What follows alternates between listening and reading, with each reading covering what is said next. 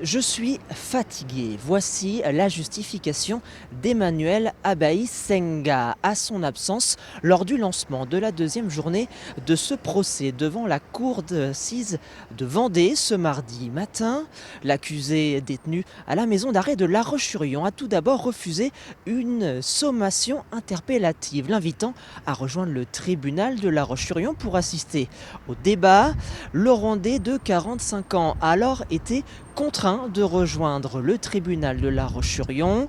Il est apparu dans les bras d'un officier de police judiciaire qui l'a alors déposé sur le banc des accusés. Ce sont alors tout d'abord des enquêteurs qui ont participé aux recherches et à plusieurs auditions qui ont tout d'abord pris la parole en présentant leur travail et notamment la scène de crime.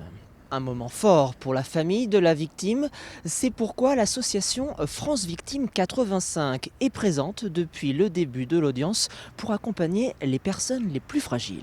Oui, ils supportent difficilement la séance, ce qui peut se comprendre. C'est difficile pour eux, ça je crois.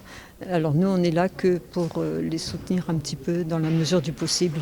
Les deux frères jumeaux d'Olivier Maire ont alors tour à tour pris la parole pour présenter la personnalité de leur frère, un homme discret, humble, d'une grande érudition et qui était heureux d'avoir choisi la vie qu'il avait menée. Ce qui vient de se passer est vraiment marqué par l'émotion avec le témoignage des frères d'Olivier Maire que j'ai trouvé l'un comme l'autre tout à fait remarquable, de dignité, de messages d'amour, de messages de fraternité.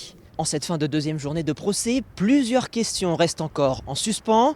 Quel objet a pu causer la mort du père Olivier Maire et surtout quelles ont été les motivations de l'accusé?